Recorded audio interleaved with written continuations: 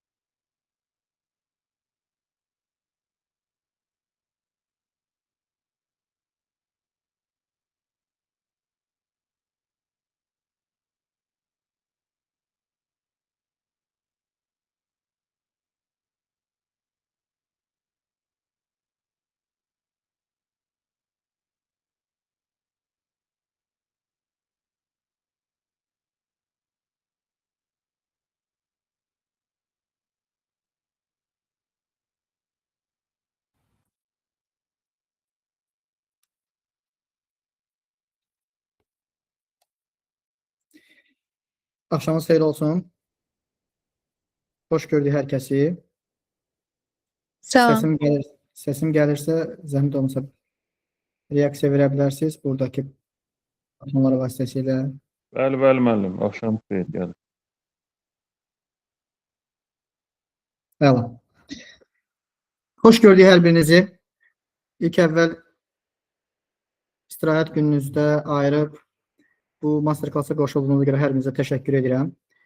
Ümid edirik, növbəti bir saat ərzində faydalı bir vaxt keçirəcəksiniz və bu masterclass-dan sonra hər kəs üçün müəyyən qədər hər kəsin masterclass-ın sonunda eşitmədiyi və yaxud da ki, bildiyi, amma fərqli baxışdan baxmadığı məsələlər olacaq.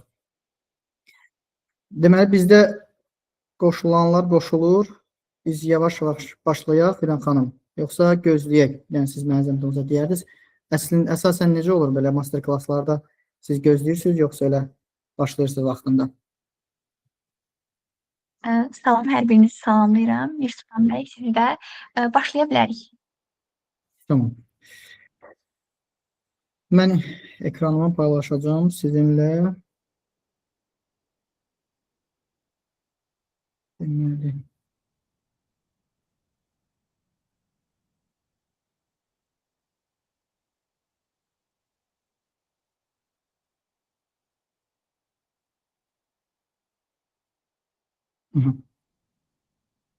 Ekranımı görürsünüzsə, bir dənə reaksiya verərdiniz bir neçə nəfər. Əla, başladıq. Deməli, növbəti bir saat ərzində biz hər kəs üçün son dövrlər, son 5 il ərzində xüsusən də aktual olan, məşhur olan AI barəsində danışacağıq.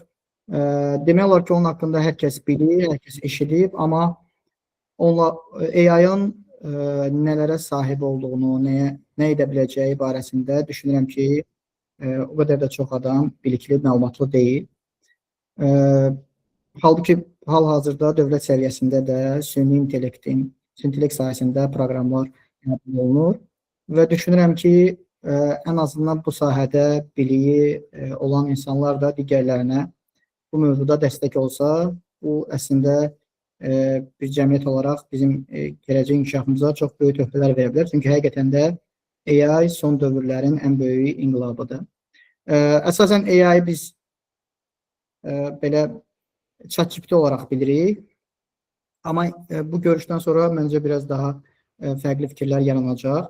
Növbəti dəqiqələrdə mənim fikrim o deyil ki, sizinlə hansı AI alətlər var, onlar nə edirlər, bu barədə danışmaq, daha çox real tətbiqlər barəsində, necə bizə faydalı ola bilər barəsində, bunlar barəsində danışacağıq. Təbii ki, mən giriş olaraq AI barəsində məlumat verəcəm, amma bu sadəcə nəzəri hissədir. Ola bilər kimlərsə məlumat yoxdur, bilməyində fayda var. Əvvəlcə özüm barədə qısaca məlumat vermək istəyirəm. Yusufan Mirzə 2007-2011-ci illərdə bakalavr təhsilini maliyyə mühasibatlıq sahəsində almışam. Magistr təhsilini isə qlobal idarəetmə və siyasət sahəsində İtalyan Luis Universiteti ilə Ada Universitetinin proqramını bitirmişəm. Magistr tədqiqatım AI və avtomatlaşdırmanın insan resurslarına və bacarıqlarına təsiri ilə bağlıdır və 2025-ci ildə İtaliyada müdafiə eləmişəm. 15 ildən çox neft, qaz istehsalat sahələrində təcrübəm var. Əsasən Bravo, Sokar Metanol, Nurgin kimi şirkətlərdə rəqəmsal transformasiya, əmək haqqı, HR analitika şöbələrinə rəhbərlik eləmişəm. Və həmçinin də HRS, rəqəmsal transformasiya, iş analitikası, grading bonus sistemlərini, Korn Ferry, Wilson Towers, McKinsey kimi böyük şirkətlərlə bərabər idarə eləmişəm. Masterclass-da əhatə olunacaq mövzular, bayaq dediyim kimi, ilkin olaraq süni intellekt və işləmə mexanizmi barəsində qısaca danışacağıq. Daha sonra AI və HR yeni reallıqlar, HR rolunun dəyişməsi barəsində, daha sonra süni intellektin HR-da harada real dəyər yaratması barəsində, daha praktiki bölməmiz olacaq. 4-cü bölmədə AI-ın HR-da istifadə səviyyəsi, ilkin istifadə bacarıqları, mən hansı ki sizə onları göstərəcəm. Düşünürəm ki, artıq çoxlarınız o istifadə bacarıqları var və daha da onu təkmilləşdirə bilər. Həmçinin peşəkar istifadə səviyyəsini və onlara aid praktiki nümunələr. Daha sonra 2026-cı il HR-da kritik bacarıqlar, əslində bu 2026 deyil, məncə üzümüzə gələn illərdə HR-da kritik bacarıqlardır və sonda interaktiv müzakirə və yekun olacaq. Qısaca AI-ın tarixi barəsində qısaca məlumat verim. Deməli, əslində biz AI ilə son 5 il ərzində tanış olmuşuq, amma bunun tarixi çox 50-ci illərə kimi gedib çıxır. 50-ci, 80-ci illərdə ilk olaraq traditional AI başladı, hansı ki bu rule-based idi, patternlar var idi, yəni nümunələr var idi, onlar əsasında proseslər gedirdi. Yəni, konkret olaraq izah olunmuş etaplar var idi və AI o etaplardan kənara çıxa bilməzdi və yaxud da ki, robotlar o çıxa bilməzdi. 90-cı, 2010-cu illərdə machine learning və deep learning daha da inkişaf eləməyə başladı. 2014-cü ildə bizim bugünkü gördüyümüz generative AI dediyimiz, hansı ki, onlardan biri ChatGPT-dir. Onun demək olar ki, belə başlanğıcı yarandı. GANs texnologiyası bu nə idi? Bu neyron şəbəkəsi idi və neyron şəbəkəsi vasitəsilə artıq nəinki konkret verilmiş addımlar əsasında qərarlar verə bilirdi kompüterlər, həmçinin də generate edə bilirdi, yenidən yarada bilirdi. Daha doğrusu, daha sonra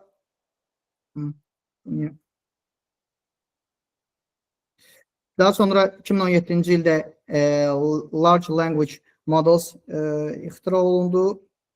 On-Borders barəsində danışacağım və 2020-ci ildən etibarən isə artıq AI boom yarandı. Yəni, bizim bugünləri gördüyümüz AI artıq əslində 50 illərdən çoxdur ki, üzərində çalışılır. Mən sizinlə bir qısa təcrübəmdən bölüşmək istəyirəm. Bu, keçən il mən Hollandiyada Eindhoven şəhərində olanda Philips muzeyində çəkmişəm. Deməli, bu praktiki nümunə olaraq göstərmək istəyirəm sizə. Məsəl üçün, bu kənarda sağ tərəfdə gördüyünüz şəkil Philips şirkətinin 1966-cı ildə istehsal elədiyi Eliza adlı chatbotdur. Bu, bayaq sizə dediyim o ilk olaraq, konkret olaraq məlumatlar verilmişdi və question answering model deyirlər buna. Konkret olaraq sualların cavabları bəlli idi və sən yazdığın sualı ona verilmiş cavabla cavablandırırdı. Yəni, generate eləmirdi. Yəni, bugünkü AI-lar kimi generate eləmirdi. Generative AI nədir və necə işləyir? Bu barədə sizinlə danışmaq istəyirəm. Deməli, bu generative AI böyük həcmdə məlumatlar əsasında təlim keçmiş bir modeldir. O, verilən tapşırığa uyğun yeni və orijinal məzmun yaradır. Yəni, özündən yeni məzmun yaradır, amma sənin verdiyin sorğu əsasında yaradır.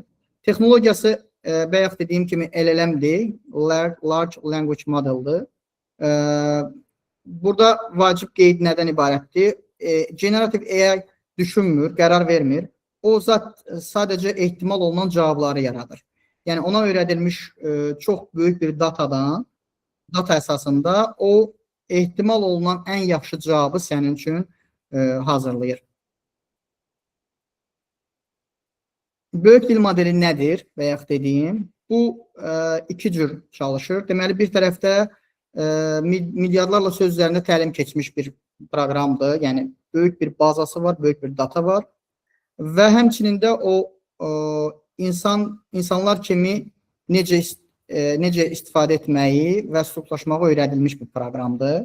Ona görə siz ona hər hansı bir tapşırıq yazanda o milyonlarla söz bazasından insan necə düşünür metodikası ilə sizə cavab yaradır. Və ona görə də bəzən AI vasitəsilə hər hansı bir sual verib cavab alanda elə hiss yaranır ki, səndə qarşındakı insandır, insan yazırsan. Amma halbuki insan deyil, bu sadəcə olaraq süni intellekti öyrədilmiş o sistemlər vasitəsilə bunu edir. AI platformaları artıq yəqin ki, çoxlarınız tanışsınız. Yüzlərlə AI platformalar var. Hər bir AI platformaların özünə məxsus istifadə tərəfləri var. Və mən bu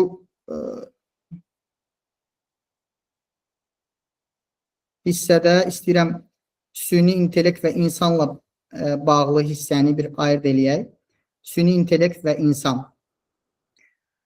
Çoxları düşünür ki, süni intellekt insanı əvəz edəcək, amma bu əslində belə deyil. Biz süni intellektdə düzgün yanaşma sərgiləsək, bu əslində daha bizim performansımızı artıracaq bir tooldur. Süni intellektin üstünlükləri nədir? O böyük həcmdə məlumatı oxuya bilir, analiz edə bilir, məlumatlar arasında əlaqə qura bilir, sürətli və analitik dəstək göstərə bilir. Yəni, ən yaxşı beyinə sahib olan insanlar belə süni intellekt qədər sürətli düşünə bilməz, bütün informasiyanı eyni vaxtda analiz edə bilməz. Amma süni intellektin hissi yoxdur. O intentionu bilmir, niyyəti bilmir. O sadəcə olaraq ona öyrədilmiş formada cavablar hazırlayır.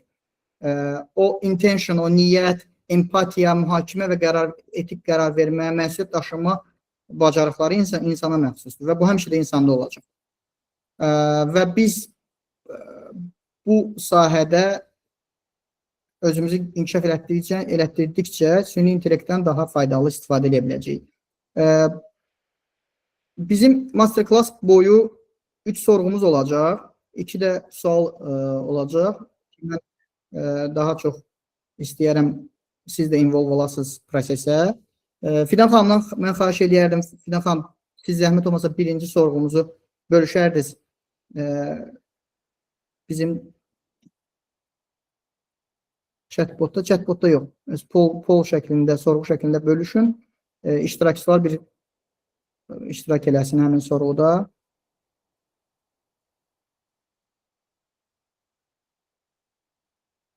Bölüşdünüz.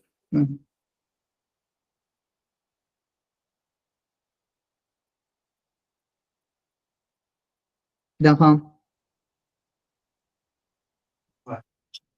Aha, əla. Deməli, kim kompüterdən qoşulubsa, yuxarı sağ küncdə görəcək. Yuxarı sağ küncdə orada kvadrat işarə var. Oradan sola keçib səs verə bilər, sorğuda iştirak edə bilər. Telefonla qoşulanlar isə var, orada keçirsiniz. Tools var, toolsdan keçib poll bölməsi var, sorğu bölməsi. Oradan səs vermədə iştirak edə bilərsiniz.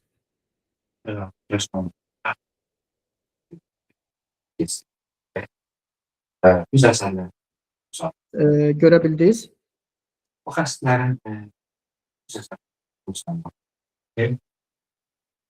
sənədə öz olma olduğuna görə birinci oranı.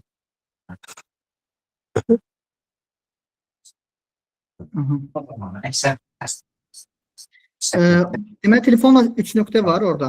3 nöqtəyə açırsınız. 3 nöqtəyə keçirsiniz. Daha sonra oradan tools var. Türk dilində səhvlərimsə istifadə edirsinizsə araçlar olmalıdır. Məndə ingilis dilindədir. Tools bölməsinə keçirsiniz. 9 nöqtə var belə. Oradan görəcəksiniz ki, aktiv polls. O hissəyə keçib iştirak edə bilərsiniz.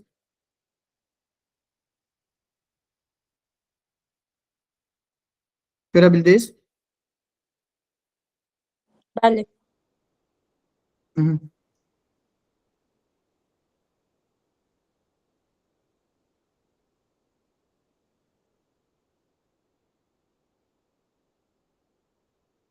Fidan xanım, nəticələri istəyirsiniz? Alətlər var, bəli, alətlər Türk dilində araçlardır.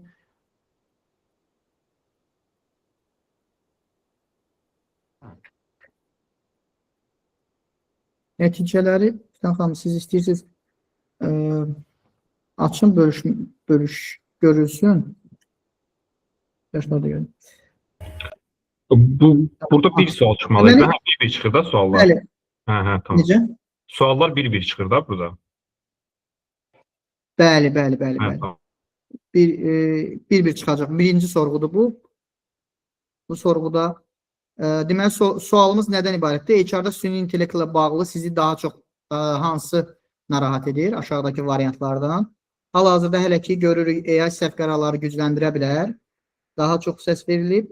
AI necə düzgün istifadə edəcəyimi bilmirəm. Budur.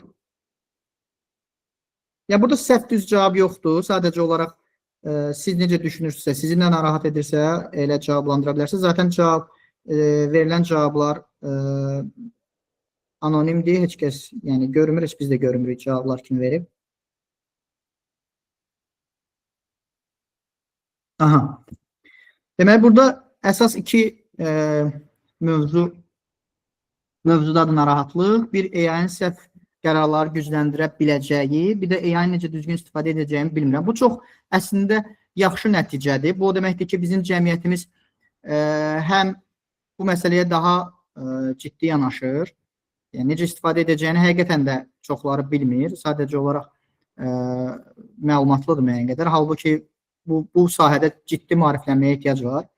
Həmçində AI-nin səhv qərarları gücləndirə biləri anlayırlar. Bunu dərk edirik. Bu da çox yaxşı bir tərəfdir. Çünki bunu anlayırıqsa deməli bu tərəfdə özümüzü inkişaf etdirəcəyik. Çünki həqiqətən də əgər biz AI-yı necə istifadə edəcəyimizi bilmiriksə, mütləq şəkildə AI səhv qərarlar verəcək. Bunu növbəti dəqiqələrdə bizim praktiki çalışmalarımızda da görəcəksiniz. Belə. Keçək növbəti bizim ümumiyyətlə HR üçün nəyə görə AI önəmlidir və real hansı funksiyalarda bizə AI dəstək ola bilər? Mən burada bir neçə AI funksiyalarını sizə göstərmək istəyirəm. Məsələn, işə qəbul və talent acquisition'dır, onboarding və introduction'dır. Hamı bilir ki, işə qəbul və talent acquisition'da CV-lər analiz olunması çox vaxt aparan bir prosesdir və həmçində bias deyirlər də, qərəz burada çox ola bilər. AI burada bizə imkan yaradır ki, seçim prosesini daha sürətli eləyək və qərəzi aradan qaldıraq. Çünki burada artıq real nəticələr əsasında AI, süni intellekt qərar vermiş olur. Həmçinin onboarding və induction hissəsində yeni işçilər gəlir, onlar həddən artıq informasiya var, kifayət qədər dəstək ala bilmirlər və bu itmiş hissi yaradır işlərdə. Halbuki AI vasitəsilə daha sürətli adaptasiya, yüksək işçi bağlılığı yarada bilərik. Learning and development sahəsində bilirsiniz ki, hal-hazırda demək olar ki, bir təlim proqramı hazırlanır və hər kəs o təlim proqramı öyrədilir. Halbuki müasir dövrdə daha spesifik yanaşmalar, fərdiləşmələr çox önəmlidir. AI vasitəsilə biz daha fərdi öyrənmə proqramları hazırlaya bilərik, hansı ki, hər kəsin öz inkişaf yolunu müəyyənləşdirə bilərik və hər kəsin boşluqlarını düzgün təyin edərək ona düzgün təlim planı hazırlaya bilərik.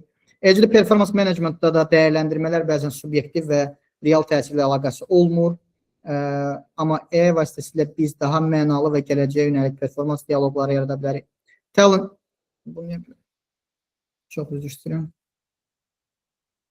Talent management və succession planning tərəfdə də gələcək liderlərin inkişafı ilə bağlı müəyyənləşdirmək çətin olur, amma AI bizə AI vasitəsilə biz potensial liderləri müəyyənləşdirə bilərik. Eləcə də hər kəsi öz roluna uyğunlaşdıra bilərik. Hər kəsdə olan boşluqları daha rahat aşkar edib ona uyğun bir karyera inkişaf planı hazırlaya bilərik. Mən AI üçün faydalı AI platformalar sizlə burada bölüşmüşəm. Deməli, bu ChatGPT artıq hər birinizə məlumdur. Mətin analizi, yaradıcı yazı və sürətli araşdırma üçün universal bir köməkçidir. Cloud AI var. Bu daha çox uzun həcmli sənədlərin, hesabatların və daxil proseslərin dərin təhlili üçün o effektivdir. Gemini var. Bu Google'un AI tooludur. Bu isə daha çox Google Docs, Sheets üzərindən HR-ın işini sürətləndirmə imkan verir. Yeri gəlmişkən mən bir nümunə göstərəcəm siz Google vasitəsilə bizim gördüyümüz bir işi. Microsoft Copilot'dur. Yəqin ki istifadə edirsiniz. Bu da Excel, Word və PowerPoint proqramlarında kod yazmağa, prosesləri daha effektiv aparmağa imkan verir. Biz birinci sorğumuzu dayandıra bilərik. Fidan xanım, demək olar ki, AI səhv qərarlar gücləndirə bilər. 23 nəfər səs verib. AI-ın necə düzgün istifadə edəcəyimi bilmirəm. İsə 22 nəfər ondan sonra səs verib. Məncə nəticələr mənə çox qane elədi. Həqiqətən də bu auditoriyanın məsələyə nə dərəcədə ciddi yanaşdığını göstərir. Təşəkkür edirəm iştirak elədiyinizə görə. Deməli, biz danışdıq. Süni intellekt nədir? HR-ın rolu necə dəyişir? İndi isə biz ilkin səviyyədə AI-ın istifadə şeyinə gəlmək istəyirik. Mən ona keçməmişdən qabaq birinci sualı istəyirəm Fidan xanım bölüşsün bizim chatdə. Fidan xanım, bizim bir sualımız var, onu zəhmət olmasa bölüşək. Chat bölməsində.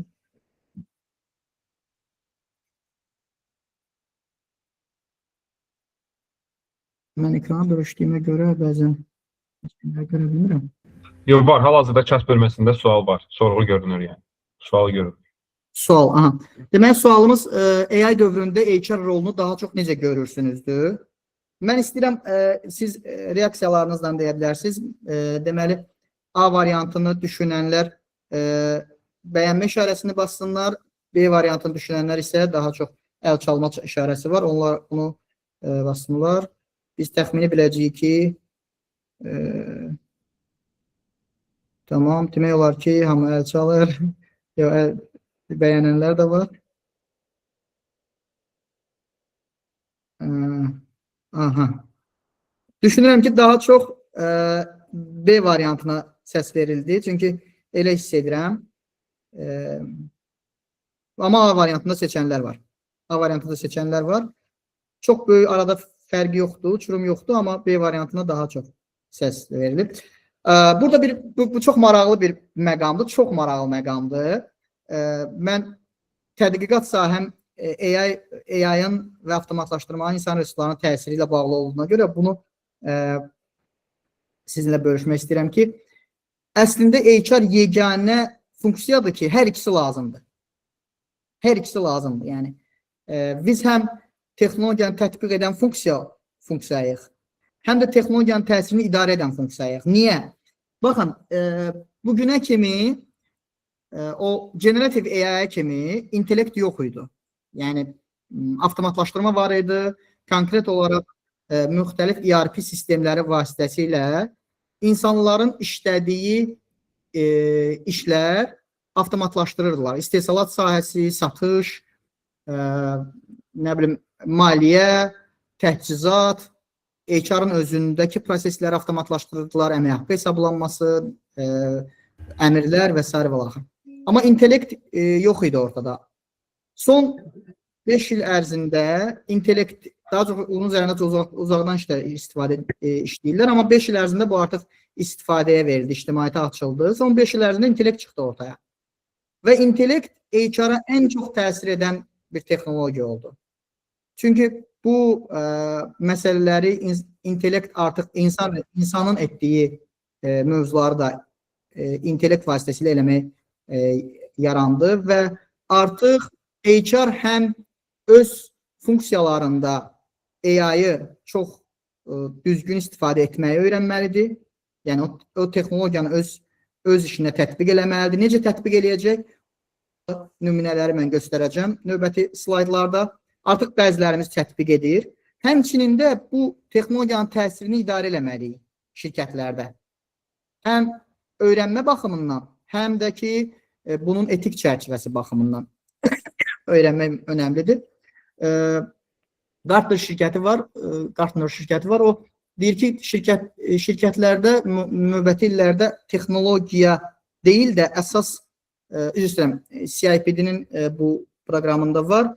Texnologiya deyil də əsas o şirkətlər ki, irəli gedəcək, o şirkətlər tez öyrənmək bacarıqlarını və AI texnologiyasını tətbiq etməyi bacaran kadrlara sahib şirkətlər inkişaf edəcəklər. Mən istəyirəm keçim növbəti slayda. Deməli, AI-i 2 səviyyədə istifadə etməsi barəsində danışacağım mən. Birinci səviyyə daha ilkin səviyyədir. Bunu bəzilərimiz artıq istifadə edir. Ola bilər ki, o qədər də effektiv istifadə etməsə də, amma istifadə edir.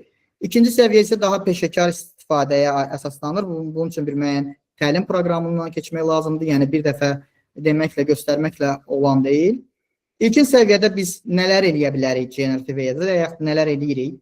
Mətin və sənəd hazırlığı, e-mail şablonlarının kommunikasiyanı hazırlamaq, vakansiyaları draft eləmək, HR siyasətləri, qaydalar yazmaq, ideya və məzmun istehsal eləmək, müsahibə sualları, elendi mövzuları, mətnin yenidən işlənməsi, yazını sadələşdirmək, aydınlaşdırmaq və ya tonun dəyişmək, rəsmidən qeyri-rəsmiyə, səmimiyə, uzun məlumatları xülasə eləyə bilərik, şablonları yarada bilərik, dil üslublarını yarada bilərik. Yəni, ilkin səviyyədə generativ AI-ı bax, bu sahələrdə istifadə etmək olar. Mən istəyərəm bizim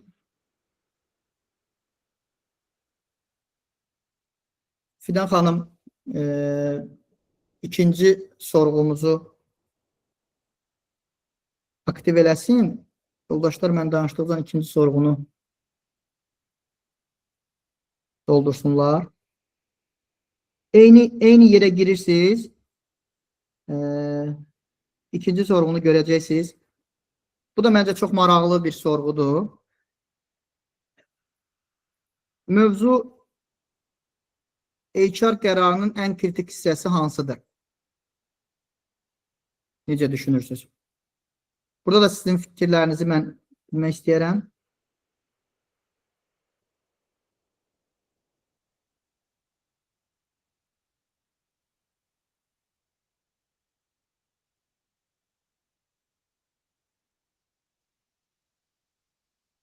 Cavabları verək. Axırda Fidan xanım nəticələri də cavablar veriləndən sonra bölüşərsiniz.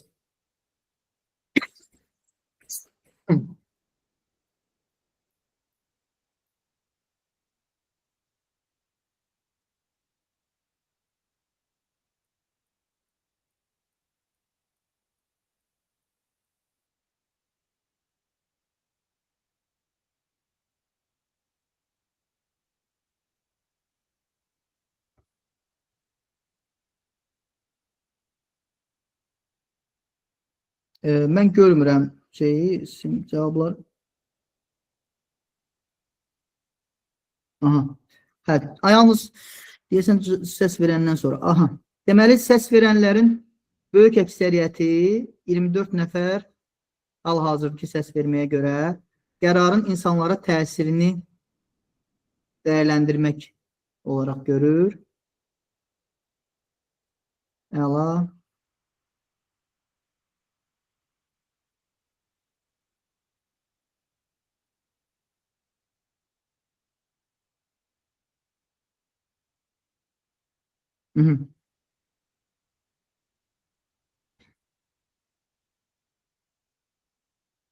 Mən əslində izah vermək istəyirəm sonra, səs vermələrdən sonra sizi yanıltmaq istəmirəm.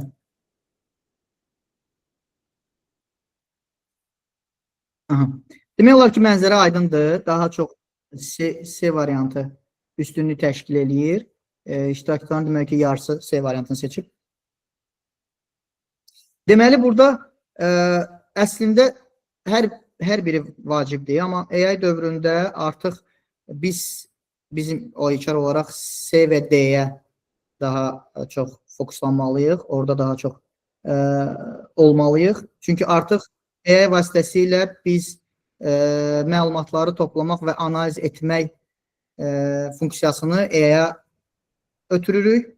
Amma onun verdiyi nəticələrin üzərindən çıxardığımız qərarları, insanlara təsirini biz dəyərləndirməliyik. Həmçinin o qərarı izah eləmək və müdafiə eləmək də bizə aid olmalıdır. Belə.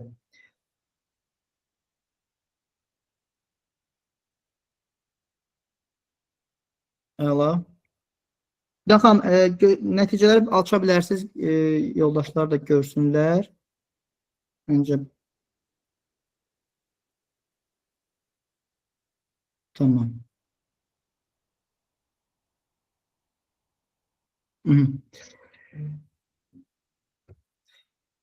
İndi burada AI-ın ilkin səviyyədə istifadəsində prompt engineering çox önəmlidir. Mən bunun üzərində dayanmaq istəyirəm. Daha sonra bununla bağlı bir praktiki çalışmamız da olacaq sizinlə. Düşünürəm ki, maraqlı olacaq hər kəsə. Prompt engineering əslində bizə çox sadə gələ bilər. Bu günləri AI istifadə edən yoldaşlar bəzən AI-yı daha çox, belə deyək, Google formasında istifadə edirlər və imkanlarına o qədər də bələd olmuruq. Və yaxud da ki, məsəl üçün, nəyisə istəyirik, amma nəticəni ala bilməyəndə məyus oluruq. Bu sadəcə AI-ya yanaşmamızın, AI-ya yeni yanaşmamızla bağlı yanlışlıqların qaynaqlanır. Və düşünürəm ki, ən vacib AI-da ilkin olaraq istifadəçinin bilməli olduğu məsələ prompt engineeringdir. Çünki burada çox şey başlayır və ilkin istifadə səviyyəsində istifadə ediriksə AI-yı, fərqi yoxdur, bu ChatGPT ola bilər, Copilot ola bilər, Gemini ola bilər və s. axır. Burada prompt yazmağı çox vacibdir bilmək. Məsəl üçün, AI-da biz prompt yazarkən rolu yazmalıyıq ki, o necə davransın, yəni biz AI-ın hansı aspektdən məsələyə baxmasını deməliyik, təsqi deməliyik ki, hansı təsqi eləyəcək, aydın formada yazmalıyıq, təbii ki, burada formatı yazmalıyıq ki, nəticə nə olacaq, nəticənin necə olacağını yazmalıyıq və kontekst yazmalıyıq, hansı ki, lazımi detalları təqdim eləməliyik həmin kontekstdə. Təbii ki, promptingdə daha geniş yazmaq olar, daha detallı yazmaq olar, amma mütləq şəkildə biz AI-ın nə kimi davranmalı olduğunu, nə edəcək, nə forma nəticə nə gözləyirik, gedəcəyimiz ünvan nədir, onu qeyd eləməliyik və onun əsasında o düzgün nəticə çıxarda bilsin. Deməli, mən burada bir dənə də sorğu var, o da mən düşünürəm ki, maraqlı sorğudur. Onu da keçirək, çünki 3-cü sorğudur. Sonra mən bu promptla bağlı tapşırığımıza keçmək istəyirəm. Fidan xanım, 3-cü sorğumuzu da zəhmət olmasa bir dənə bölüşək. Mesut bəy, bu 3-cü sorğu ərəfəsində biz bu promptu biraz da aça bilərikmi? Yəni, bu prompt nədir? Prompt engineering deyirik. Düzdür, burada onun içindəki 4 komponentə deyindik, amma belə daha sadə bir dildə. Ümumiyyətlə, prompt nədir? Yəni, necə başa düşək? Məsələn, verdiyimiz sorğu kimi mən başa düşürəm ki, prompt odur ki, mən deyirəm ki, misal üçün, iş satış üzrə mütəxəssis üçün bir vakansiya elanı hazırla. Bəli. Yenə də sizdən eşitmək istəyərdik, ona görə dedim. Tamam. Aydın olsun. Prompt əslində Coşqun bəy çox yaxşı vurğuladınız. Mən ola bilər ki, bəzi yoldaşlar var ki, prompt olaraq bilmirlər, sorğu olaraq bunu bilirlər. Prompt bizim AI-ya ilkin olaraq yazdığımız komandadır. Və bəzən deyirlər ki, mən yazdım, mənə yaxşı cavab vermədi. AI o qədər də effektiv deyil. Amma burada AI-ın nə qədər ağıllı olmasından daha çox, ona nə dediyimizdən çox şey asılıdır. Biz ona nə deyirik, nə istəyirik? Bu çox önəmli bir mövzudur. Məsəl üçün, biz yaza bilərik ki, mənə intervyu suallarını hazırla. Bu çox zəif bir promptdur. Yazdığımız prompt çox zəif promptdur. Məsələn, bunun əvəzində yaza bilərik ki, Sən 10 il təcrübəsi olan HR business partner kimi düşün. Mən hal-hazırda data analiz vəzifəsi üçün müsahibəyə hazırlaşıram. Aşağıdakı job descriptionlara əsaslan texniki bacarıqlar, analitik düşüncə, biznesdə işləmə qabiliyyəti və bunlar əsasında 8 dənə müsahibə sualı hazırla və hər sual üçün nəyi ölçəcəyimi qısa izah et. Yəni, bu artıq daha peşəkar yazılmış bir promptdur və siz yalnız bu şəkildə yazacağınız halda sizin alacağınız nəticə daha uyğun, daha faydalı olacaq. Çünki bu halda siz AI rol verirsiniz, o kim kimi davransın. Okay. O gedib doğru, siz ona rol verəndə o doğru mənbələrdəki məlumatları götürəcək və o doğru, hədəflənmiş, fokuslanmış bir hədəfdən məlumat çəkəcək. Kontekst verdiyiniz təqdirdə o kontekst çərçivəsində bunu hazırlayacaq və gözləntilərinizi yazdığınız şəkildə o doğru nəticəyə gedib çıxacaq. Çünki siz nəhai hədəfinizi, son hədəfinizi ona demişsiniz. Və o hədəfə çatmaq üçün sizə doğru yolu aparacaq. Ona görə orada AI-ya rol vermək çox önəmlidir. Konteksti yazmaq lazımdır. Nəticəni yazmaq lazımdır ki, nəticə necə olacaq və yaxşı cavab meyarını göstərmək lazımdır ki, kontekst, format nədən ibarət olacaq. Biz üçüncü sorğumuzu da, sonuncu sorğumuzu da biz aktivləşdirdik. Bu sorğuda da mən istəyərəm yoldaşlar iştirak eləsinlər. Deməli, sual nədən ibarətdir? HR-da hansı sahədə vaxt itkisini daha çox hiss edirsiniz?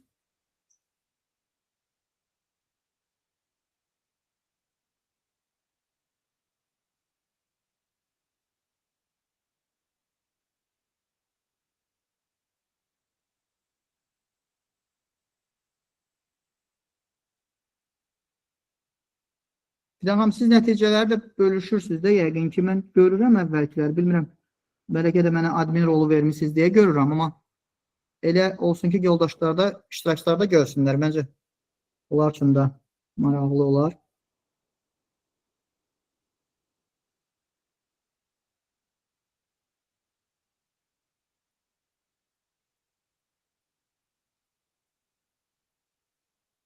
Mən chat bölməsini tam oxuya bilmirəm, amma chat bölməsində də deyəsən suallar gəlir. Bizim əslində sonunda bir sual-cavab versiyamız olacaq. Sorğu, Türkan xanım yazıb sual hardadır? Sorğu bölməsinə girirsiniz. Türkan xanım, ola bilər sonradan qoşulan yoldaşlar olub. 3 düymə var orada, 3 nöqtə var. 3 nöqtəni əgər telefonla qoşulmuşsunuzsa, 3 nöqtədən girirsiniz, orada alətlər bölməsi var. İngiliscəsində isə tools. Ora keçirsiniz, orada aktiv sorğular görəcəksiniz. Əgər kompüterdən qoşulmuşsunuzsa, yuxarı sağ tərəfdə Tərənə xanım yazdı. Kimsə yazdı ki, əslində vaxt itkisi deyil.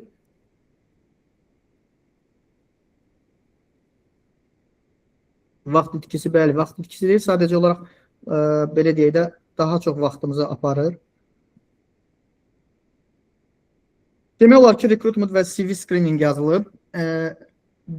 Ümumi praktikaya baxsaq, beynəlxalq praktikaya baxsaq, sizlə tamamilə razıyam. Çünki AI-ın bu dəqiqə ən çox istifadə, tətbiq olunduğu yer recruitment və CV screeningdir. Burada hədsiz dərəcədə AI şirkətlərə çox yaxşı fayda sağlayır. Bugün böyük şirkətlər var, IBM-dir, L'Oreal-dır, Unilever-dir, səhvməmsə. Onlar öz işə qəbul proseslərində bu günləri AI tətbiq edirlər, istifadə edirlər. İkinci ən çox istifadə olunan yer təlimlərdədir. Təlim planlaması və karyer inkişafı sahəsində istifadə olunur. Bugün AI daha çox.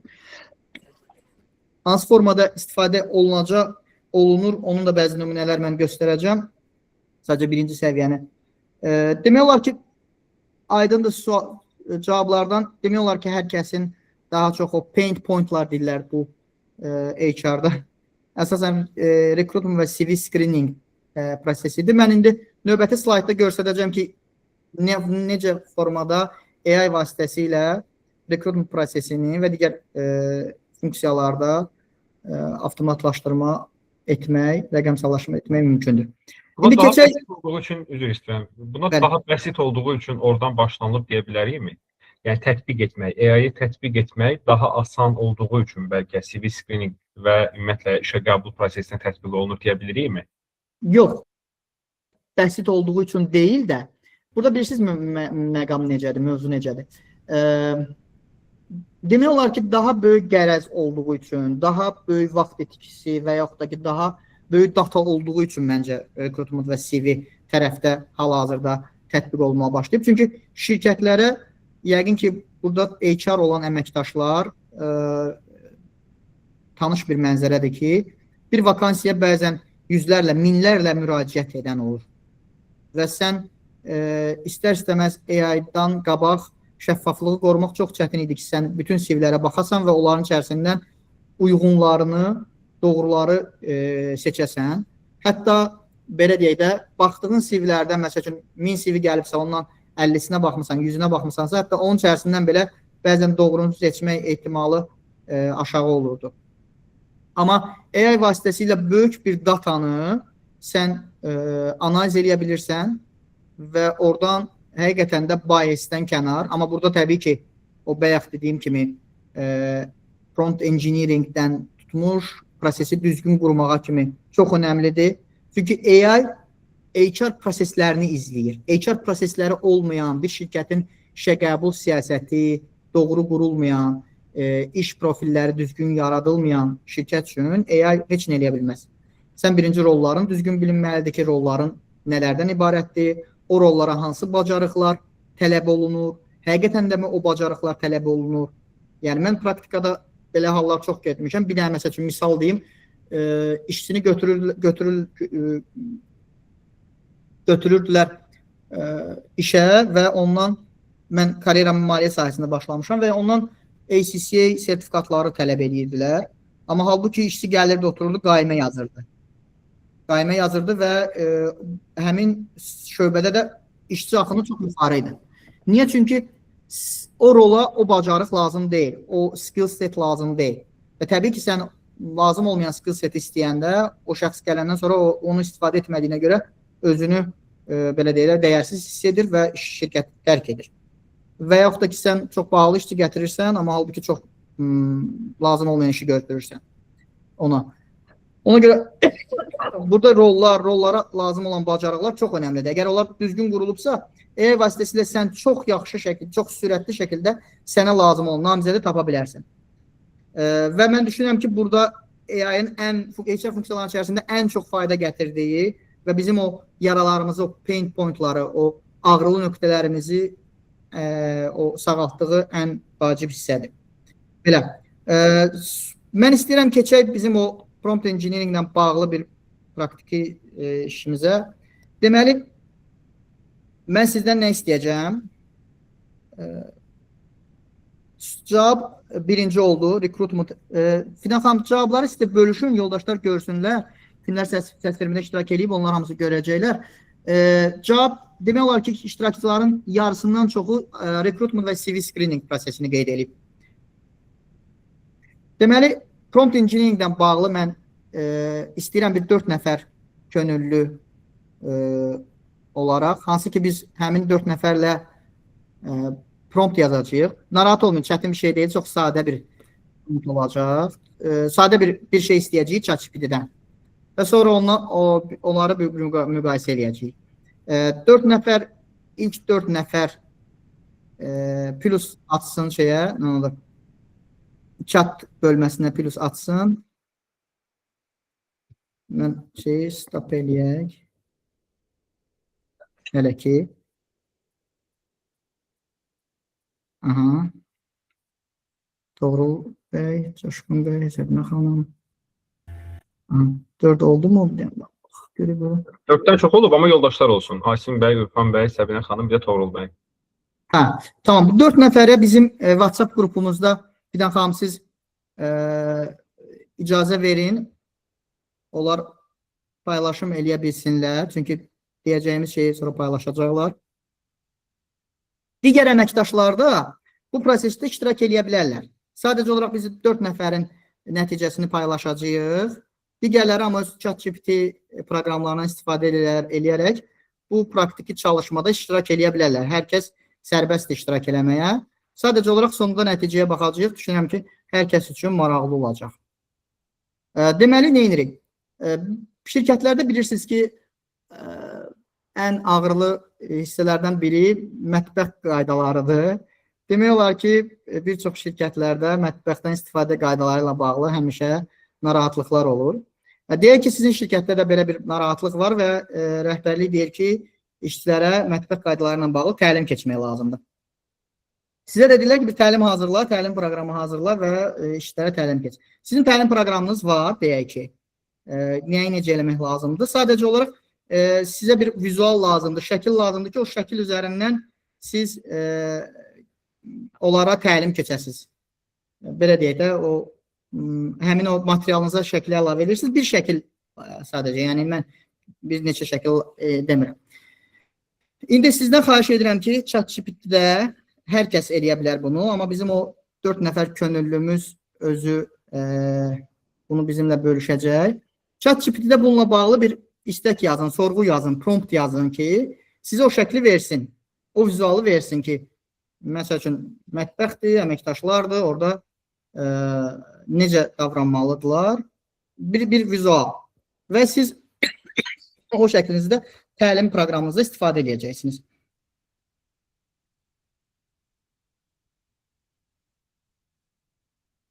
Aydın olmayan nəsə varsa deyin, həmin o 4 nəfər bizim könüllü əməkdaşımız, sualınız varsa deyin. Mən də indi onu yazacağım özümdə və sizinlə paylaşacağım nəticəni. Bizim WhatsApp qrupumuz var. O WhatsApp qrupa hazır olduqdan sonra bizim o 4 nəfər könüllü əməkdaşımız, könüllü iştirakçımız öz nəticələrini bölüşsünlər ki, necə bir vizual aldılar.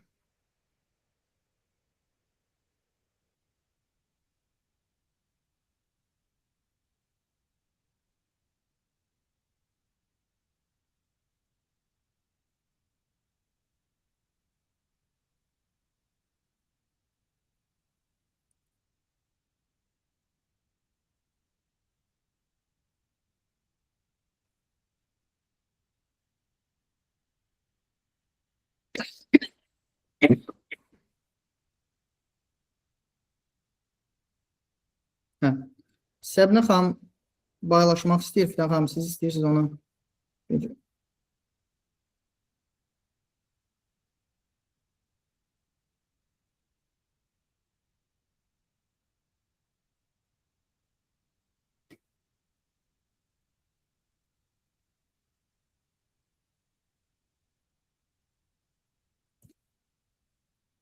Əgər paylaşa bilmirsinizsə, Fidan xanıma göndərə bilərsiniz.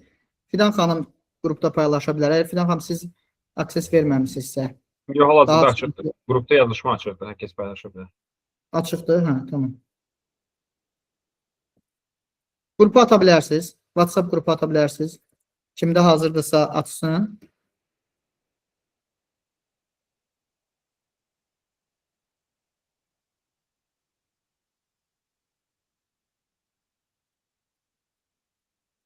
Aha.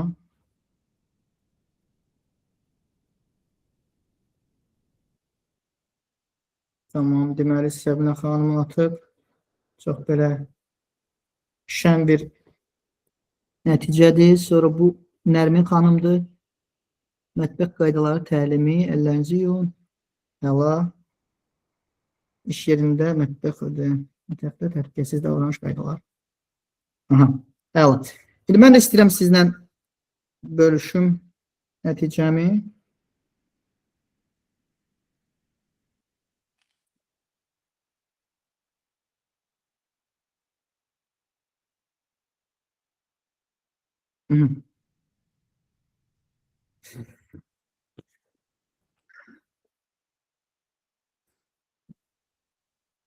Əla, bu da yaxşıdır. Tamam. Məncə sonra daha sonra hər kəs özü baxar. Nəticədə Coşqan bəy də göstərir mətbəxdən istifadə qaydaları, əla. Hər kəs bölüşməsinə ehtiyac yoxdur. Sadəcə özünüzdə saxlayın, çünki sonra biz müqayisə eləyəcəyik nəticələri. Deməli, mən hazırladığım və paylaşdığım şəkli görürsünüz. Bunu AI hazırlayıb, təbii ki, sizdəki kimi. Sadəcə olaraq burada belə deyək də prompt fərqli yazılıb. Prompt fərqli yazılıb və görürsəniz, şəklə baxsanız, orada şəkildə 4 əməkdaş var. Biri qabları götürür, əlinə biri xanım əməkdaş stolun üstünü təmizləyir. Digər kişi əməkdaş orada nəsə yuyur və burada isə deyəsən mətbəx xidmətçisidir. O isə zibil qabını düzəldir və divarda da mətbəx qaydalarına bağlı məlumat açılıb. Və fikir verirsinizsə, bu çox da belə böyük bir şirkəti təmsil eləmir. Balaca orta səviyyəli şirkətdir. Çünki mən promptə ilə yazmışdıq. Və həmçinin də simalara baxsa, simalar da Azərbaycanlı simalarıdır. Yəni, tanış simalardır. Məsəl üçün, burada bir yoldaş eləyib, Saadət xanım. Saadət xanım, məsəl üçün, eləyib, burada mətbəx var, amma bu şirkətin mətbəxinə, ofisin mətbəxinə oxşamır da. Yəni, bu daha çox hansısa bir restoranın mətbəxinə oxşayır. Çünki bu, yəni dediyim kimi, bunlar hamısı promptla bağlı məsələlərdir. İndi mən istəyirəm sizə o promptu göndərin və siz bir də o promptla hazırlayasınız. Həmin bu mətbəx qaydalarına bağlı Urfan bəy də bölüşüb. Mən istəyirsiniz ona sizə göndərəcəm. Bir dəqiqə o promptu. Həmin bəyək dediyimiz qızıl qaydaları nəzərə alaraq sizə onu kopya edeyim. Atdım.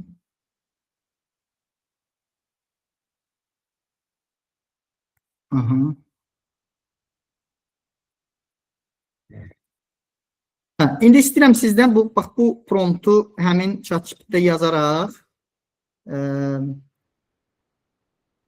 həmin vizualı formalaşdırasınız və həmin o bizim könüllü dediyimiz 4 nəfər nəticəsini bölüşsün. Ümumiyyətlə, maraqlıdır, görək eyni prompt eyni mi nəticələr verəcək, yoxsa fərqli nəticə verəcək? Mən artıq paylaşmışam sizlə.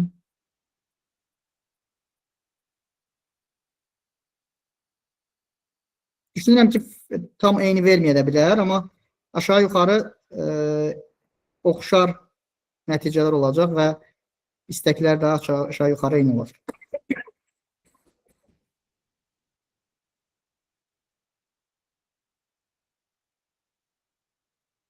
Ola bilər biraz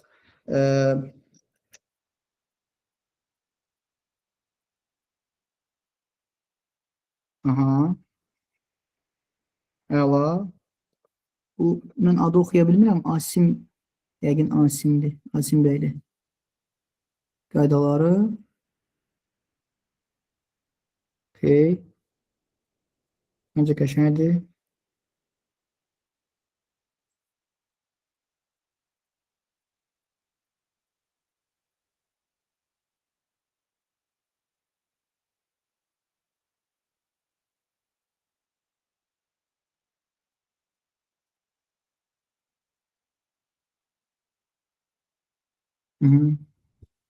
Səbinə xanımın da hazırladığı yaxşıdır. Daha belə, birinci Asim bəyin hazırladığı daha belə böyük şirkətlərə mətbəxinə oxşayır. Maraqlıdır, Fariz bəyin. Əla. İndi bax, sizdən istəyirəm baxasınız əvvəl paylaşılan şəkillərə və sonradan paylaşılan şəkillərə. Görürsünüz, yəni bir sadə bir promptdur və nə qədər fərq yaradır. Nəticədə görə nə qədər fərq yaradır. Yazılmış sözlər nəticələri nə qədər dəyişə bilir. Və bu bizim hal-hazırda gündəlik istifadə etdiyimiz AI-dir. Hər ikisi eyni AI-dir. Bu şəkildə verən eyni ChatGPT-dir. Bilirəm ki, bəziləriniz pulsuz istifadə edir. Hər kəs pullu istifadə eləmir, amma pulsuz istifadə etdiyinizdən də çox yaxşı nəticələr əldə edirsiniz. Amma yaxşı promptla yazılmış AI-da görürsünüz, burada Aygün xanımın da göndərdiyi, Rəvan xanımın da göndərdiyi maraqlıdır. Fikir verirsiniz, hər bir əməkdaş nəsə bir təmizliklə məşğuldur. Və siz təlim deyəndə bunu göstərəcəksiniz. Bax, onlarda bir vizuallıq yaranır. Biz HR olaraq təkcə sözlərlə yox, həm də görüntü ilə də maarifləndirmə aparmalıyıq. Onlarda bir fikir yaranır, ki, bax necə olmalı və buradakı vizual çox önəmlidir. Çünki həmin şəxslər sima olaraq tanış simalar olmalıdır. Sən burada yaratdın, məsəl üçün deyək ki, başqa irqdən olan şəxsin gördüyü işi, onu özünkü bilmir. Yəni, burada vizual, ortam çox önəmlidir ki, biz hər hansı bir lüks mətbəxi də göstərməli deyilik. Daha tanışlıq, familiarlıq yaratmalıyıq. Əla, super. Bu tapşırığımız bununla ibarət idi. Əgər icazə verirsə, biz qaydaq təlimimizə. Bununla sadəcə olaraq mən istəyirdim ki, sizin üçün bir promptun nə qədər önəmli olduğunu praktik olaraq göstərək. Ki, sadə bir mövzuda promptu düzgün yazacağımız şəkildə hansı nəticə əldə edə bilərik. Deməli, Generative AI nələri edə bilməz? Bunları da bilək. Generative AI-ın daxili sistemlərə çıxış edə bilməz, əgər biz onlara icazə verməmişiksə. O sadəcə olaraq internetdə açıq olan dataları, böyük dataları analiz edərək sizə düz cavablar verir. Yəni, bunu nəzərinizdə saxlayın ki, o sadəcə böyük bir datanı analiz edir və oradan sizə cavab verir. Sizin sisteminizdə siz icazə vermədiyiniz halda giriş edə bilmir. 100% dəqiq cavab zəmanəti verə bilmir. Mütləq şəkildə bütün AI-dan aldığınız nəticələrinizi yoxlamalısınız, çek eləməlisiniz. HR qərarlarını əvəz etmir, tövsiyə verər, amma HR qərar vermək HR-a məxsusdur və məsuliyyət hüquq da HR-dadır. Bunu çox önəmlidir bilməyiniz. Və insan münasibətləri və emosiyaları əvəz edə bilməz. Etibar, empatiya, liderlik, insan bacarıqları, mədəni fərqlər, təşkilatın incəlik, bax bunları AI edə bilmir. Bunu mütləq şəkildə insan etməlidir. İndi mən istəyirəm sizə AI-dan peşəkar istifadə ilə bağlı danışım. Görün, bizdə sual qaldı mı, yoxsa məncə yoxdur. Bir dənə sualımız olmalıydı.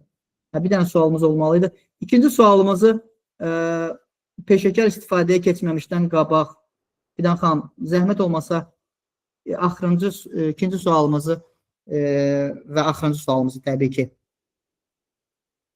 chat bölməsində bölüşün. Əməkdaşlar sadəcə olaraq bəyənmə və ya alqışlama butonu vasitəsilə reaksiya verə bilərlər. Burada səhv və düz cavab yoxdur. Yəni, çəkinməyin. Sadəcə olaraq bugünkü reallıqda biz HR əməkdaşlar əsasən hansı rollarda olur. Bunu görəcəyik. Sadəcə olaraq reaksiya verə bilərsiniz.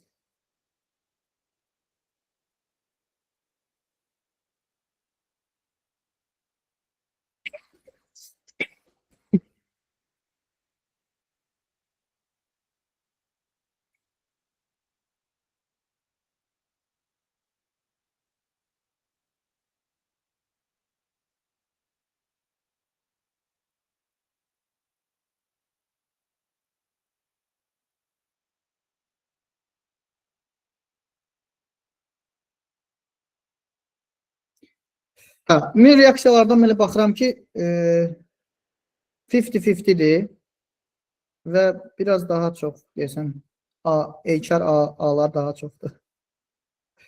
HR A-lar daha çoxdur.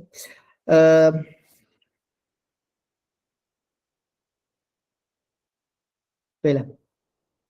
Əslində, bizim AI bizə HR A-dan HR B-yə keçməyə imkan yaradır. Amma burada çox önəmli bir məqamları unutmamaq lazımdır. Çünki sizin təcrübəniz, yanaşmanız çox önəmlidir. AI sadəcə olaraq təkrar işləri, hansı ki repetitiv işlər deyirlər buna. O repetitiv işləri AI-ya həvalə eləmək olar. Amma insanın taleyi ilə bağlı mövzularla mütləq şəkildə insan müdaxiləsi, insan iştirakı önəmlidir və qərarlar əsasən təcrübəyə əsaslanıb verilməməlidir də demirik. Təcrübə də olmalıdır, amma data da analiz olunmalıdır və alternativ ssenarilər ortaya qoyulmalıdır. Məsəl üçün, biz əvvəllər təcrübəyə əsasən belə eləyirdik, o demək deyil, bundan sonra da həmişə belə eləyəcəyik. Yəni, məncə burada o tandem qurulmalıdır və nə 100% HR A olmaq lazım deyil, nə də 100% HR B olmaq lazım deyil. Bu qızıl ortanı tutmaq lazımdır. Belə bu sualımız sonuncuydu. Keçək indi isə AI-dan peşəkar istifadə. Bizim artıq bir saatımız tamamladı. Mən çalışacağım növbəti bir 10-15 dəqiqəyə bitirim ki, əsas mövzulara artıq toxunduq. HR-dan peşəkar istifadə artıq daha ikinci səviyyə istifadədən söhbət gedir. Məsələn, işə qəbul prosesini AI vasitəsilə necə avtomatlaşdırmaq və rəqəmsallaşdırmaq olar. Bunun barəsində danışacağım. Bir nümunə də göstərəcəm bunu bağlı sizə. Məsələn, iş təsvirlərinin hazırlanması, vakansiyaların yaradılması, employee branding məzmununun hazırlanması, CV-lərin qısa siyahıya alınması, screening və müsahibə sularının yaradılması, CV-lərin xülasə qeydlərinin hazırlanması, namizədlərlə kommunikasiya mətninin hazırlanması və əlaqə bölmələrinə işə qəbulla bağlı məlumat göndərilməsi. Bu nə deməkdir? Mən qısa belə daha lor dildə izah edeyim. Mən yüzlərlə CV gəlir. Siz AI vasitəsilə baxın, hələ CJ-dən qabaq vakansiyanın, rolun, job description'ı düzgün şəkildə tərtib edə bilərsiniz. Daha sonra vakansiyanın elanını həmin paylaşılması, gələn CV-lərin əvvəlcədən AI vasitəsilə yazdığınız struktur formatına alınması. Çünki hər həmin CV-si bir fərqli formatdadır da, yəni eyni formatda göndərmirlər. Amma AI imkan yaradır ki, o CV-lərdəki məlumatları strukturlaşdırsın və eyni struktura salsın ki, müqayisə oluna bilsin. Və siz hər hansı bacarıqlar sizin üçün önəmlidir, onu prioritetləşdirirsiniz. Əvvəlcədən bu skripti AI-ya verirsiniz ki, hansı bacarığa neçə bal versin, hansı bacarığa necə dəyərləndirsin və bu dəyərləndirmədən sonra AI sizə çıxardır ki, top namizədləri çıxardır. Yəni, o boyda CV analizini, bazasını analiz elədi və top namizədləri çıxardır. O top namizədlərə siz klik vasitəsilə dəvət göndərə bilərsiniz. O namizədlər dəvətə girib sizin əvvəlcədən müəyyənləşdirdiyiniz tarix aralığında seçərək müsahibə vaxtını təyin edə bilərlər. Daha sonra o keçirdiyiniz müsahibələri səs, təbii ki, burada namizədlə razılıq çox önəmlidir. Səs yazılarını alıb səs to text, speech to text deyirlər buna, çevirib verilən cavabları sizin kontekstinizdə AI vasitəsilə dəyərləndirə bilərsiniz və o shortlisted olmuş namizədlər arasından yenə də AI vasitəsilə sizə lazım olan bacarıqlara sahib top əməkdaşları, top namizədləri irəli çıxarda bilərsiniz. Daha sonra o namizədləri seçib, o namizədlərə iş təklifləri göndərə bilərsiniz. Baxın, bu şəkildə AI vasitəsilə recruitment prosesini A-dan Z-yə avtomatlaşdırmaq mümkündür. Amma bunu təbii ki, mən ümumi olaraq vizual sizə sadə dildə izah elədim. Bunun üçün bəlli bir proqram, bəlli bir təlim keçmək önəmlidir. Mən təlim və inkişafla bağlı hissədə də yenə eyni ilə təlim mövzularının hazırlanması, məqsədlərin və konturların dizaynı, dil və üslub fəaliyyətinin uyğunlaşdırılması. Mən burada hamısını qeyd eləmək istəmirəm. Yəni, eynilə təlim prosesində də AI vasitəsilə böyük bir prosesi avtomatlaşdıra bilərsiniz. Əvvəlcə ümumiyyətlə işçilərinizi tanımalısınız, rolların məlumatları olmalıdır, rollara hansı bacarıqlar lazımdır. Bu sizdə olan bir baza var, təbii ki, işçilərinizin məlumatları var, bacarıqları var. Digər tərəfdən rollarınız var, rolların tələb elədiyi bacarıqlar var. AI sizə hansı əməkdaşların hansı rola daha çox fit elədiyiniz təklifləri, ssenariləri verə bilər. Hansı əməkdaşda hansı bacarıqlar artırılmalıdır, onu deyə bilər. Və həmçinin də o əməkdaşa hansı təlimlər keçirilməlidir. Bax, bunu sizə deyə bilər. Burada McKinsey-in bir araşdırmasını sizlə istəyirəm bölüşüm. 2030-cu ilə qədər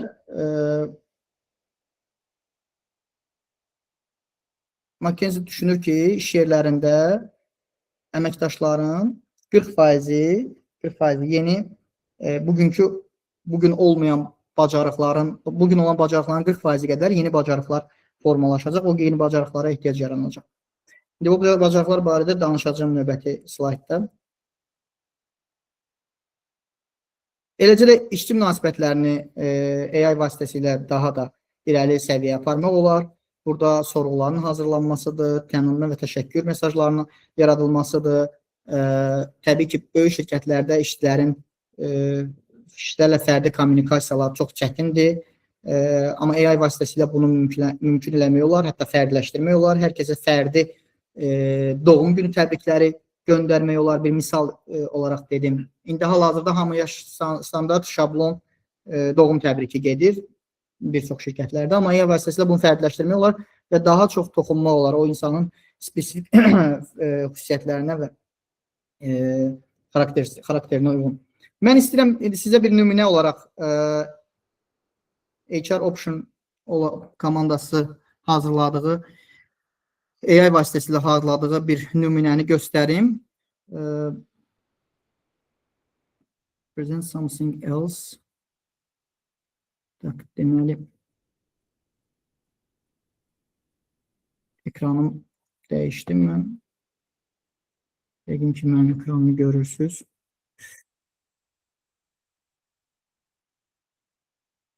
Deməli, biz hal-hazırda bir süni intellektlə bağlı tədris proqramı üzərində çalışırıq.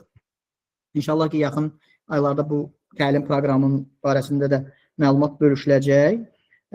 Bu süni intellektin iş həyatında tətbiqi ilə bağlı bir proqramdır, təlim proqramıdır və düşünürəm ki, kifayət qədər faydalı bir təlim proqramı olacaq. Onun üçün çalışırıq, onun üzərində işləyirik. Bu saytı HR Option komandası olaraq yığılıb və bu sayt heç bir developer tərəfindən hazırlanmayıb. Yəni, sırf HR yəni soft texniki biliklərə o qədər dərindən sahib, yəni developer olmayan, IT əməkdaşı olmadan yaradılmış bir saytdır. Düzdür, hələ bunun üzərində işlənilir. Əsas mən burada saytdakı bir funksiyonallığı sizə göstərmək istəyirəm. Bu, dediyim kimi, süni intellektlə bağlı tədris proqramının əks olunduğu bir saytdır. Google sayt üzərindən hazırlanıb. Burada bir sorğu formu var. Bu sorğu formuna keçib, indi bunu hələ ki ictimaiyyətə açmamışıq, amma açandan sonra bu sorğu formuna keçib, şəxs, tutaq ki, özü adını yazıb, telefon nömrəsinə ehtiyac yoxdur məncə, e-mail ünvanını yazıb, belə deyək də, yazaq məncə məndə məlumatlar var deyə. E-mail ünvanını yazıb, HR işlədiyi sahəni seçib, burada proqram haqqında sualını yaza bilər ki, məsəl üçün, bu təlim, mən Azərbaycan'da yazdım, təlim proqramı kimlər üçündür və mənə hansı faydaları gətirə bilər. Okay. Bu şəkildə siz istədiyiniz sualı yaza bilərsiniz. Baxın, bu göndər düyməsini sıxdıqdan sonra yeri gəlmişkən, bax, bu forum, gördünüz bu forum, ondan sonra bu əlaqələr hamısı texniki developer olmadan hazırlanmış. Sadəcə olaraq, baxın, bu təlim proqramı, yazıladığımız təlim proqramı elə buna hədəflənib ki, heç bir IT biliyi olmadan siz bu təlim proqramı keçdikdən sonra HR proseslərinizi AI və Google ekosistemi vasitəsilə avtomatlaşdıra bilərsiniz. Baxın, burada mən sualımı yazdım və sorğunuz göndərildi. Mən indi sizinlə e-mail ünvanımı bölüşəcəm. Ora e-mail ünvanına mənim gəlməlidir.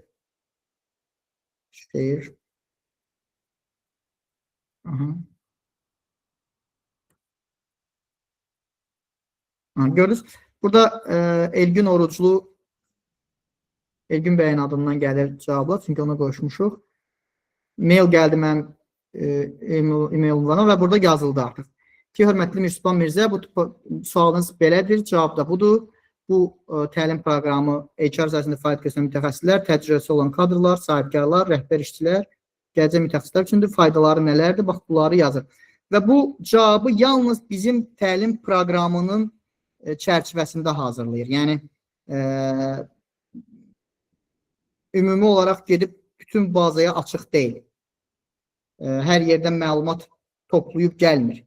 Yalnız olaraq bizim ona verdiyimiz məlumat bazasını götürərək o məlumat bazasından cavab hazırlayır.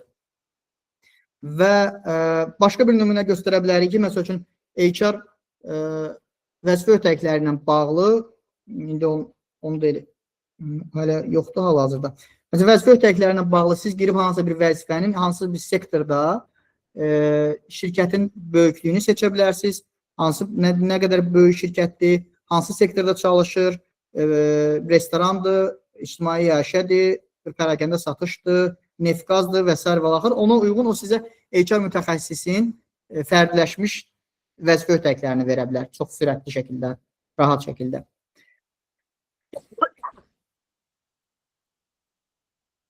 Mən qayıdım bizim prezentasiyamıza.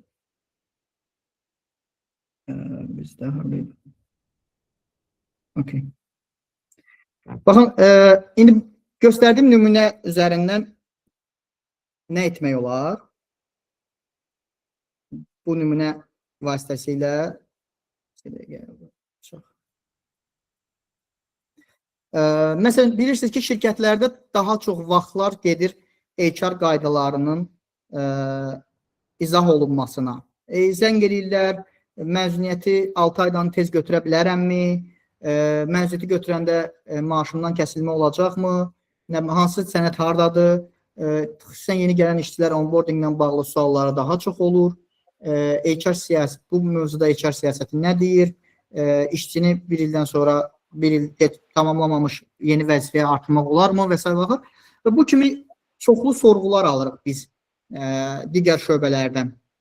Baxın, bunları AI vasitəsilə bizim prosedurlara qoşaraq cavablandıra bilərik.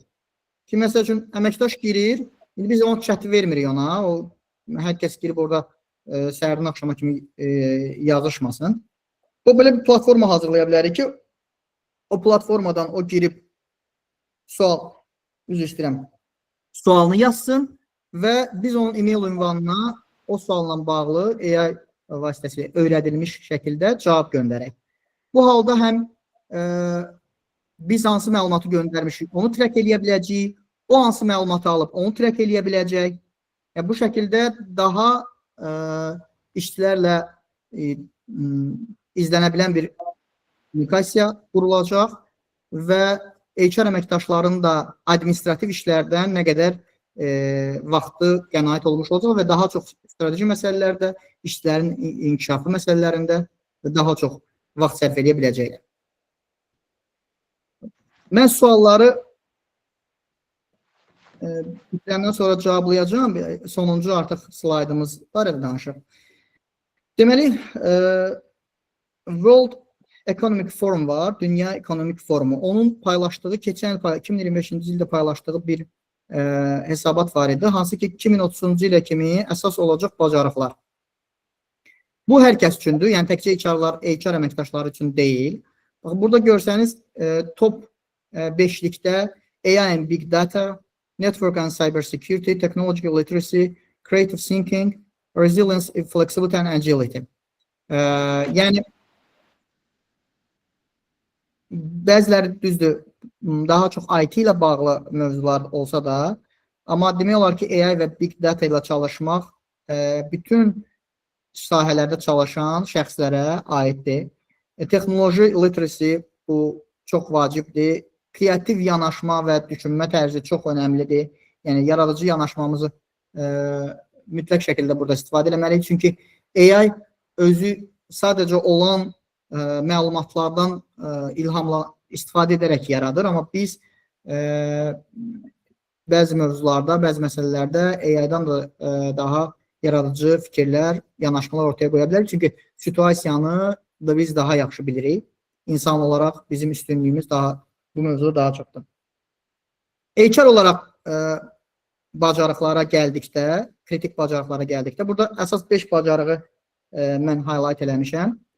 AI literacy bayaq dediyimiz kimi demək olar ki, hər kəsə lazımdır. Bu texniki əslində bacarıq deyil. Bu yanaşma tərzidir, bu düşüncə tərzidir. AI-yı duymaq hissidir. AI nədir, nədən ibarətdir? Odur. Yəni bu Microsoft Excel proqramını istifadə etmək deyil. Bu SAP proqramını istifadə etmək deyil. Bu AI-da istifadə bacarıqlarıdır.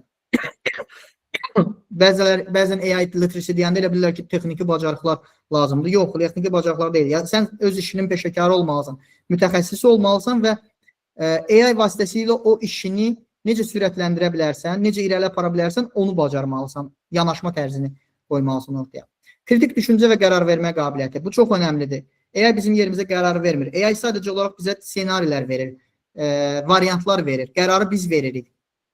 Biz situasiyaya uyğun düzgün qərarı seçməliyik.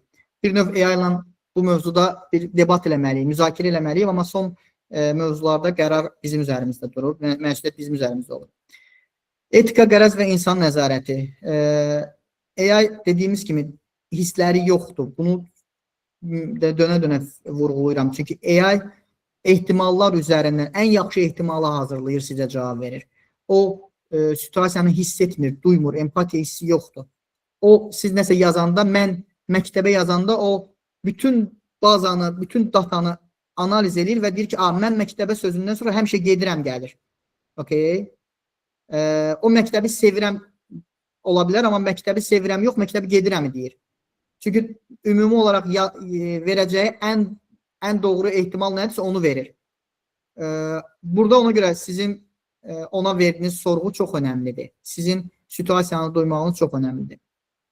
Data ilə işləmək və nəticələri şərh eləmək bacarığı. Baxın, burada AI-ın bizim HR əməkdaşlara qazandırdığı ən böyük faydalardan biri ondan ibarətdir ki, əvvəlki kimi artıq biz dashboardlar hazırlamaq üçün, turnover, işçi axını, time to hire və bu kimi digər HR metrikaları hazırlamaq üçün artıq xüsusi texniki bacarıqlara ehtiyacımız yoxdur. Datamız var.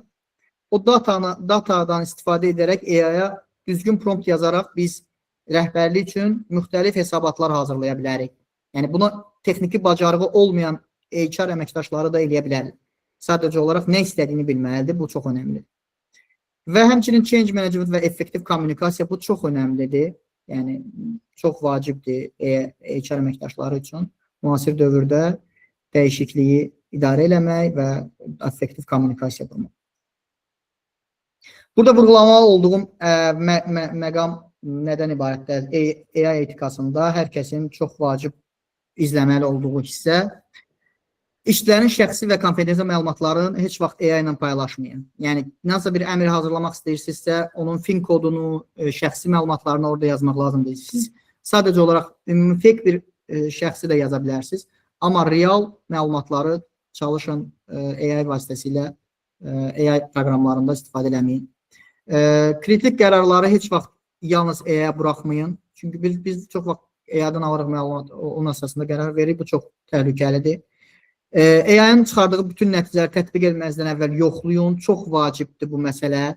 Baxın, mən yadıma gəlir ilk AI-dan istifadə etdiyim vaxtlarda 2019-cu ildə idi səhvimləmsə, 18-19-cu illərdə idi. 19-da idi səhvimləmsə. Deməli, o bəzən bazı məlumat verirdi. Məsələn, bu məlumatı hardan almısan deyirdim. Mənlə məlumat paylaşıb. Deyirdim, hardan almısan? Mənə bir kitab adı verirdi və belə şey edirdi. Mən girdim onu Google-da axtardım, elə bir kitab çıxmırdı. Uydururdu özündən. Yəni, bu çox önəmlidir. AI bəzən məlumatı tapa bilməyəndə özündən uydurur, özündən generate edir. Ona görə hər verdiyi data, hər verdiyi fakt elə bilməyin ki, düzdür, doğrudur. Mənbə istəyin, mənbə versin, mənbəni girib həm də yoxlayın, görün, həqiqətən də belə bir məlumat varmı, yoxdurmu? Xüsusən də kritik mövzularda. Bir də şirkətin AI-dan istifadə üzrə etik daxil siyasətinə riayət etmək çox önəmlidir. Bunu HR olaraq əslində biz həm də bayaq dediyimiz kimi özümüz yönəldirik, o siyasətləri bizə özümüz hazırlayırıq. Həmçinin özümüz də buna riayət etməliyik. Belə, bu qədər. Mən biraz qoyulan vaxtı keçdim, amma mənə demişlər ki, 1 saat yarım keçməyin. Ona görə düşünürəm ki, 1 saat 20 dəqiqə, 21 dəqiqə oldu. Bir 9-10 dəqiqəmiz də var suallara. İndi isə mən paylaşımı dayandırıram və kimlərin sualları varsa buyursun, onları dinləməyə və suallarını cavablandırmağa şad olaram. Belə.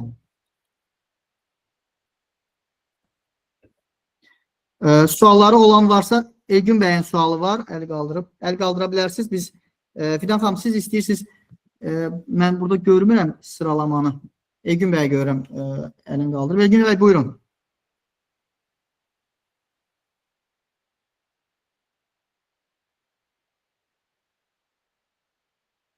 Elgün bəy, bəlkə də ola bilər. Müəllim, axşamınız xeyir. Xoş gördük. Axşamınız xeyir olsun. Hər kəsə qatıldığı üçün sizə də geniş izah üçün təşəkkür edirəm. Mən bir əsas sual deyil də, bir ümumi bir bildirimim var idi. Düşünürəm ki, bu hamımız üçün faydalı olar. AI bəzən bizim istədiklərimizi verməyib. Bir də onu nəzərə almalıyıq ki, AI nədir? AI-yi biz yaratmışıq əslində. Hansı ki, 20 ildə, 30 ildə biz yaradırıq, internet yararanlar. Azərbaycan dilində yaxşı cavab verə bilmir, danışa bilir, amma informasiyanı dəqiq verə bilmir. İngiliscə sual promptingə gələndə, promptingdə də bunu istəyə bilərik ki, biz sual Azərbaycan dilində verib, deyə bilərik ki, İngiliscə düşün və İngiliscə qaynaqlardan məlumat al və bizə Azərbaycan dilində cavab ver. Bunun səbəbi nədir? Bizdə uzun illərdir Rusca, Türkcə və İngiliscə qaynaqları oxuyuruq. Bu bizim yerli saytların inkişafına mane olur. İstər-istəməz mane olubdur. Həm də bizdən böyük ölkələr var, kütlə olaraq, sayı olaraq. Ona görə çalışaq, əgər kiminsə əlində ümumiyyətlə o imkanları varsa ki, istifadə edə bilsin onlardan, yerli qaynaqlara daha çox önəm versinlər. Yəni, dediyim əsas odur ki, bugün Azərbaycan dilində yaxşı qaynaq yoxdursa və yaxud da ki, ChatGPT bizə istədiyimiz cavab verə bilmirsə, Azərbaycan məişəti ilə bağlı. Bunun əsas səbəbi bizim saytların inkişaf eləməməsidir. Yəni, ChatGPT-ni biz deyirik ChatGPT-ni biz yaratmışıq. O insanlar heç vaxt böyük olmayacaq. Həm intellekt, həm də smarting baxımından da. Sadəcə istəyirəm ki, bunu bildirim ki, nəyə görə Azərbaycan dilində bəzən qaynaqlar limitli olur. Bunu nəzərə alaq. Sağ olun. Təşəkkür edirəm. Təşəkkür edirəm. Mən sualları indi belə baxıb sürətli formada çalışacağam, cavablandırım. Cavablandıra bilmədiyim suallar olarsa üzürlü hesab eləsinlər, kimlər sual ünvanlayıblarsa. HR Option'un proqramının avtomatlaşmasını necə öyrənə bilərəm? HR Option avtomatlaşdırma ilə bağlı artıq təlim proqramı var. Bildiyim qədər HR MBA-in daxilindədir. Təlimdən sonra Fidan xanımla əlaqə saxlayıb onu proqramını ala bilərsiniz. Əgər mövzu AI və PIDUS avtomatlaşdırma təlim proqramıdırsa, o hal-hazırda təlim proqramı üzərində çalışırıq. yaxın aylarda inşallah o təlim proqramı ilə bağlı anons eləyəcəyik və kimlərə əgər maraqlıdırsa, öz HR olaraq işində AI-yı daha peşəkar, daha yuxarı səviyyədə istifadə etmək, o zaman o təlim proqramına görmək sevinərik. Prezentasiya sonunda qrupda paylaşa bilərsinizmi? Bütün hüquqlar HR Option komandasına məxsusdur. Buna onlar qərar verəcəklər. Əgər paylaşa bilərlərsə paylaşarlar. Fidan xanım, siz cavablandırarsınız Səmrə xanımın sualını. Daha sonra təlimlər keçirilir. Yəqin ki, bu bayaq mən dediyim təlimlərlə bağlıdır. Təlimlərlə, AI ilə bağlı təlimi yaxın aylarda biz anons edəcəyik. Kimlər əgər maraqlıdırsa, bizi izləməyə davam eləsin. Yaxın aylarda bununla bağlı məlumat paylaşılacaq. Təlimi mən deyəcəm. Bu bir saat yarımlıq master-klassda sıxışdırmaq çətindir. AI çox böyük bir mövzudur və onların imkanları hədsiz dərəcədə genişdir. Biz çalışırıq çox böyük bir mövzunu qısa bir zamana sığdıraq, amma təlim proqramında düşünürəm ki, daha çox imkanlarımız olacaq ki, sizinlə bu mövzunu praktiki çalışaq və daha rahat izah edə bilək. CV-lərin AI-dan keçməsi üçün hansı format tətbiq etmək lazımdır? Bu elə Nərmin xanım, bu bizim təlim proqramında öyrədiləcək və siz bu təlim proqramından sonra AI vasitəsilə çox texniki biliklərə sahib olmadan developerlar səviyyəsində bir proqramlar qura biləcəksiniz, avtomatlaşdırmalar edə biləcəksiniz. Və nəticələrə heyran olacaqsınız. Yəni, mən düşünəcəksiniz ki, yəni AI ilə bu qədər işlər görmək mümkündür.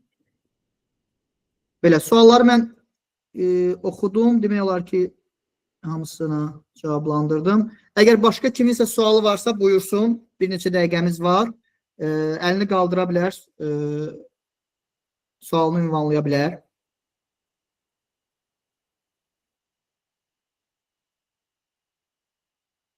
Fariz bəy, çox sağ olun, çox təşəkkür edirəm. Ümumiyyətlə, kommentləri oxudum. Hər kəs öz təşəkkürünü bildirdi.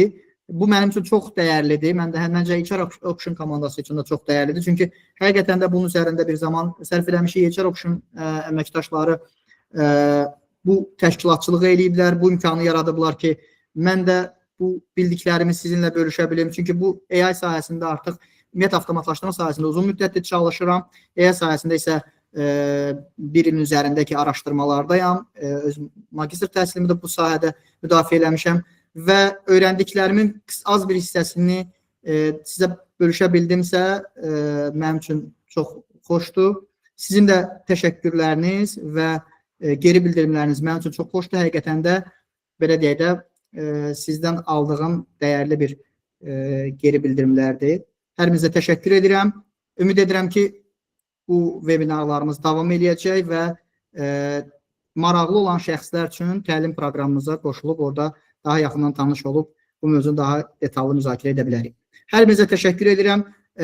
Son bir saat yarım ərzində istirahət vaxtınızdan ayırıb bu təlimə qoşulduğunuza görə, bu webinara qoşulduğunuza görə və webinarda aktiv iştirakınıza görə hər kəsə təşəkkür edirəm.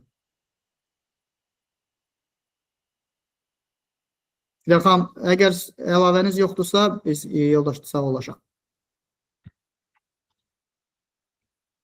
Xeyr, bir dənə Aysin bəyin bir sualı var idi əslində, o arada keçdi. Chatda yazmışdı Aysin bəy. Bir dənə qısa şəkildə onu da cavablandırıb yekunlaşdıra bilərik. Aysin bəy. Bir dəqiqə. Su Quliyeva var. Su Quliyeva yazıb ki, salam. Belə çıxır ki, AI bilsək Power BI SQL öyrənməyə çox da can atmaya. Əslində, həm yox. Siz AI bilməklə öz işinizi möhtəşəm şəkildə görəcəksiniz. Öz HR işinizi. Amma təbii ki, siz gedib şirkətlərə saytları yığmayacaqsınız. Biz onun sözünü vermirik. Amma öz işinizi daha pro leveldə eləyəcəksiniz. HR-sızsa HR işinizi pro leveldə eləyəcəksiniz. Maliyyə əməkdaşısızsa maliyyə, satış əməkdaşısızsa satış. Yəni, o təlimin sonunda işinin peşəkarı olan şəxs öz işinin sürətini, effektivliyini 2x eləyəcək. Yəni, bunun sözünü verə bilərək. Asim Həsənov. AI işçi hərəkətlərini analiz edərək işçinin öncədən işdən ayrılacağının proqnozu verə bilər, amma bu reallıq olmaya da bilər. Çünki bəzən insan emosional davranır, amma fərqli qərar verir. Bu barədə şəxsi fikriniz. Bəli, əlbəttə ki, ona görə deyirik ki, AI baxın, mövcud olan məlumatları, ehtimalları analiz edərək ola biləcək ən doğru, ən baş verəcək ehtimala əsasən sizə cavab verir. Ki, praktikada, reallıqda bu belə olur. Yəni, insan bu aşamaya gəlibsə, bu zaman işdən çıxacaq. Amma təbii ki, olmaya da bilər. Yəni, bu demək deyil ki, 100% AI-ın verdiyi cavab düz olacaq. Burada insan yanaşması, insan intuisiyası, hiss etməsi çox önəmlidir. Toxunuşları çox önəmlidir. O sizə verdiyi senarilərdən siz situasiya uyğununu seçməlisiniz. Yəni, buna görə deyirik ki, AI, biz AI-ya daha bir əməkdaş kimi, bir köməkçi kimi yanaşmalıyıq. Belə. Hasan bəyin də cavablandırıq. Çox sağ olun, təşəkkür edirik. Hər birinizə gecəniz xeyrə qalsın. Gecəniz xeyrə qalsın. Sağ olun.